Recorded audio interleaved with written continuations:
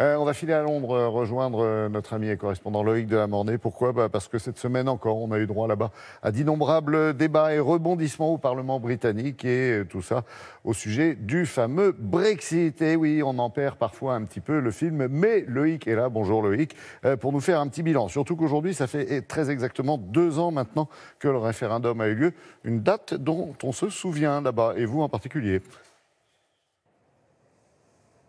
Ah oui, vous avez raison, hein. Ici on s'en rappelle parfaitement, c'était un vendredi il y a 2 ans, quasiment jour pour jour, sauf que c'était un vendredi 24 juin 2016, le jour des résultats du Brexit. Et je m'en rappelle d'autant plus que la veille, hein, le jeudi, le soir du vote, on s'était couché vers 3 heures du matin. À ce moment-là, les sondages de sortie des urnes donnaient plutôt le oui à l'Europe gagnant. On avait dormi 2 heures pour se lever à 5 heures du matin, pour vous parler d'ailleurs, dans les éditions de Télématin. Et puis en 2 heures, la tendance était inversée et le non à l'Europe était passé, le Brexit était passé. Alors depuis, ça a été évidemment un tremblement de terre ici dans ce pays, au Royaume-Uni, qui ne s'en est toujours pas remis, en tout cas qui ne s'est toujours pas remis de ses fractures. Peut-être que l'avenir sera meilleur pour le pays, mais en tout cas, toujours des grandes fractures entre les jeunes et les vieux, les villes et les campagnes, entre l'Angleterre, à part Londres, et le reste du Royaume-Uni, l'Irlande du Nord, l'Écosse qui avait voté pour rester dans l'Europe. Et puis un long chemin de croix pour le gouvernement britannique cette semaine encore, hein. Il s'y est pris à la 10e tentative pour finalement faire passer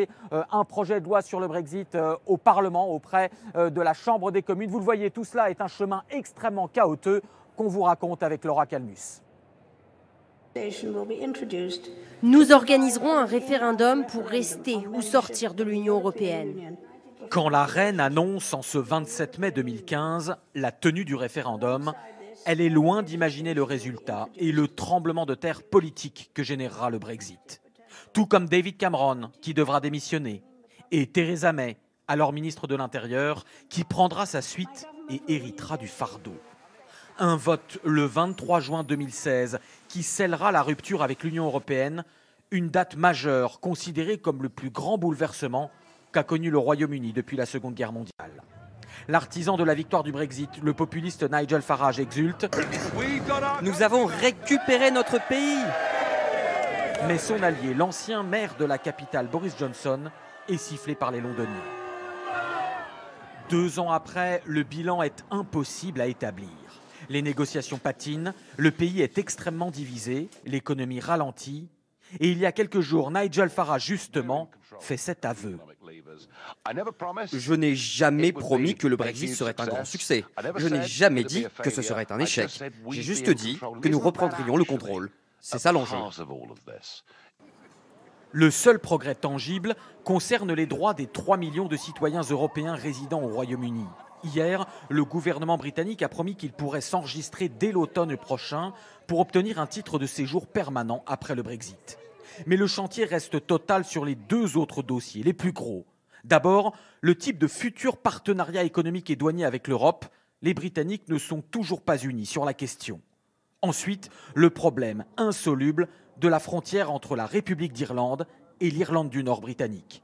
L'Europe et le marché commun avaient aboli cette barrière. Aujourd'hui, Londres n'a toujours pas présenté de solution concrète pour éviter une frontière, notamment douanière, dans cette région qui fut explosive, marquée par 30 ans de guerre civile. Alors du coup, c'est quoi la suite du programme, Loïc? Quelles sont les prochaines étapes, s'il y en a de prévues toutefois, bien sûr?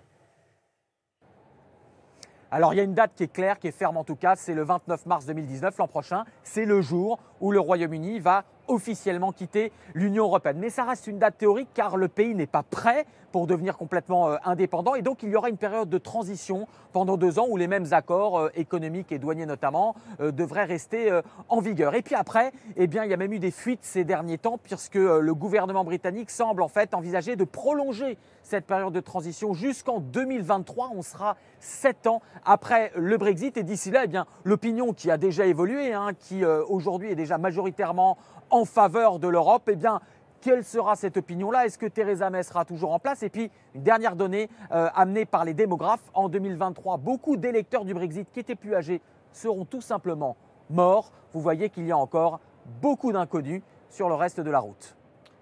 Merci beaucoup, Loïc.